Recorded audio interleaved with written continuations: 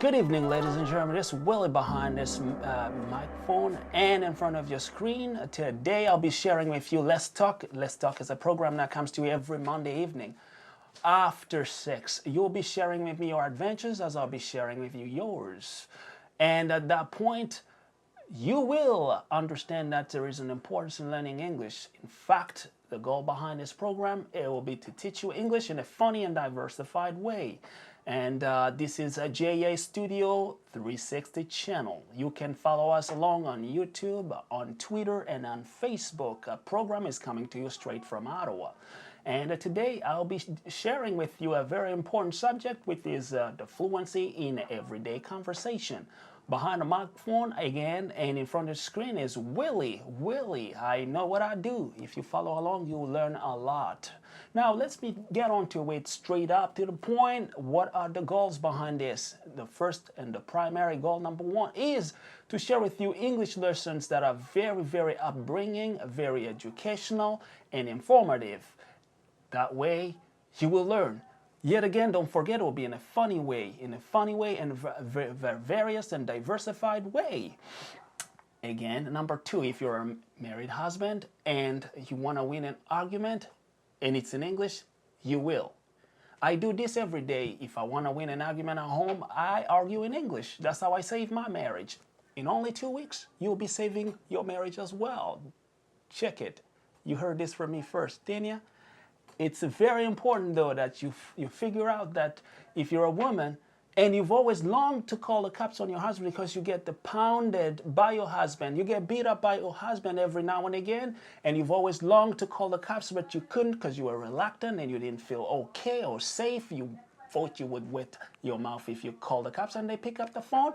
It will be your opportunity to call them, and you will enjoy the moment as you'll be telling them, "Officer, my husband pounces on me every night and I get the beating and I'm had enough of this and I need you to report to my place tonight." And they'll be doing so. And that way you will lose them that way. That's how you're going to learn from this if you live in Ottawa.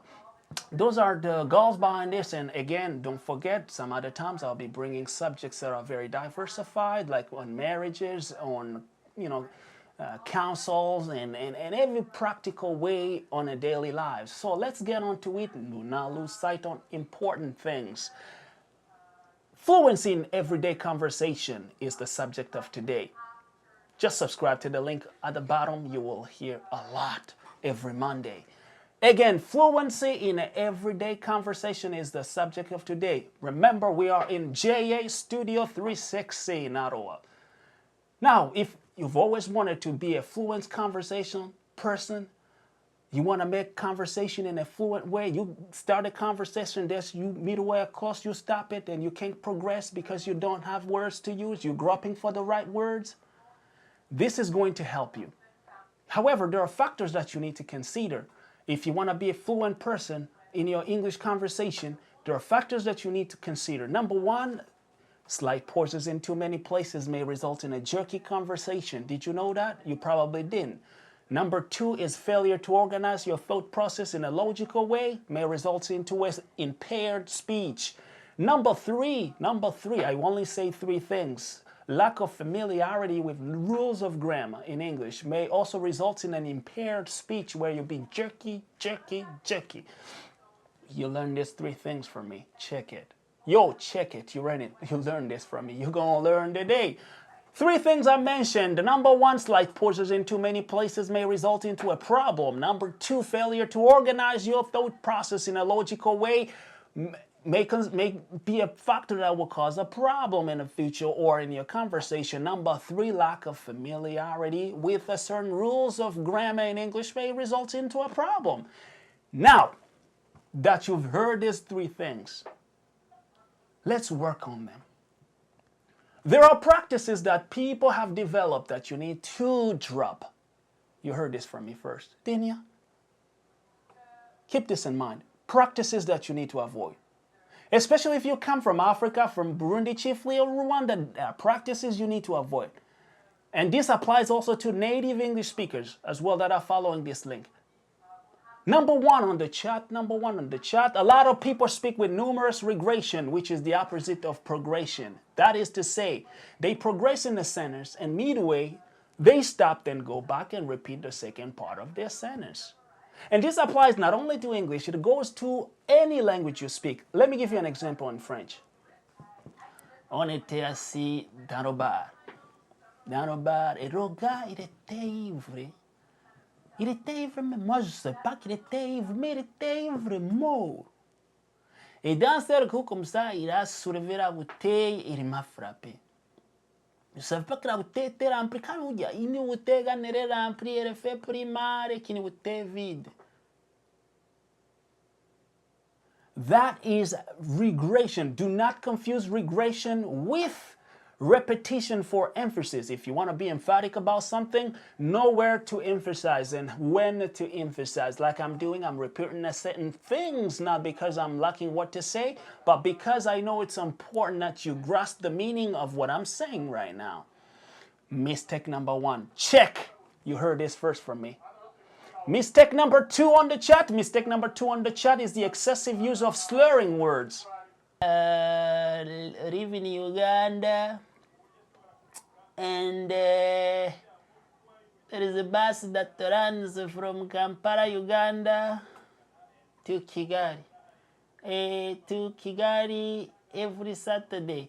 In fact, what you are speaking, when you slur words like that, you are speaking your own mother tongue, which your brain is only translating into English. That is actually Kirundi or Kinyarwanda, if you will. Mistake number three on the chat. Mistake number three on the chat is the use of fillers or expressions that are needless that people use to each and every sentence that they pronounce. Even native speakers do this.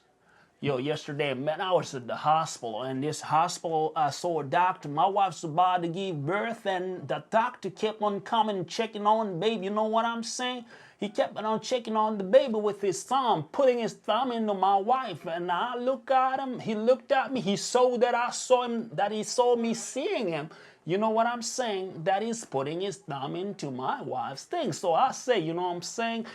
Doctor, what you doing? And cool, because your thumb's bigger than my willy, you feel me? And the doctor didn't pay any mind at all at what I was saying at that moment, you feel me? So I was upset, you know what I'm saying?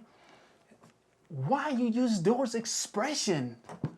There's too many fillers. Simply that expresses that you do not have words or you do not practice or train your brain long enough to grasp the meaning of the words that you or the sentences that you want to transition to.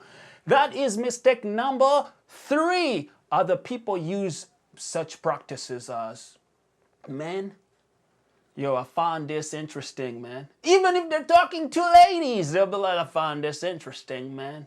You know, yesterday, man, the conversation we had with you, man, it was so funny, it was interesting, man. Why are you using this? Drop that. Jesus didn't die for this kind of mistake. Jesus didn't die for those kind of mistake. Sorry, drop it. You want to be a fluent conversational person? Drop those mistakes. Mistake number four on the chat. Number four on the chat. I will stop to the number four, and number four will be people from home. Watch this. You come to the real center.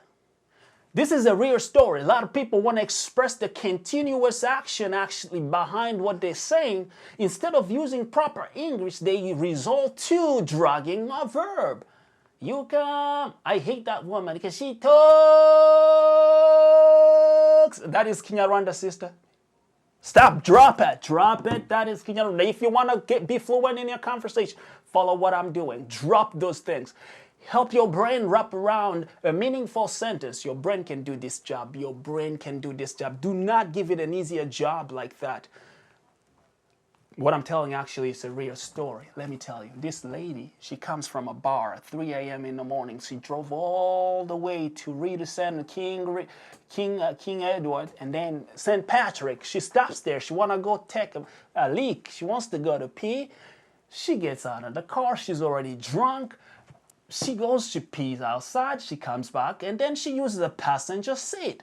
Now she's groping for where, fiddling to find the steering wheel, but she can't. Why? Because she's too drunk to find that she's sitting on the passenger seat. And then she thinks somebody just jacked the steering wheel, stole the wheel. So what she does is she dials 911. And this is the conversation between this woman and the police officer. Yes, ma'am. Yes, you know that thing you're doing like this in the car is gonna... Police is like, what is oof? Yeah, you know it's gonna oof. There's no such thing as oof. By the way, she continues, and you know I want you to come check it. And then where are you? I am right here. How? Where? You come. You see it does send you come. You come. And then King Edward, you turnagos, you see Tim Horton, you turnagos. That is not English, sister. Drop that. You cannot drag a verb to mean something else, to mean that the action is continuous. Those are practices that you need to avoid if you want to be cool when you're speaking English. There's nothing cool with using words that are meaningless and useless, fillers, slurring words as if you drink alcohol. Remember things I said. I will repeat this for your own benefit. Number one, do not use regressions or regressive words when you're speaking, meaning do not go back and do your sentence that you've already said and repeat things. Number two, do not use slurring words because those words will just deteriorate your brain and your brain will think that they're cool, but they're not cool at all. Number three, use of fillers of expressions such as you know what I mean, you know what I'm saying. You need to drop that. Jesus didn't die for that. Number three, continuous action is never expressed by dragging a verb. She took, oh, you know, I hate that lady. She took.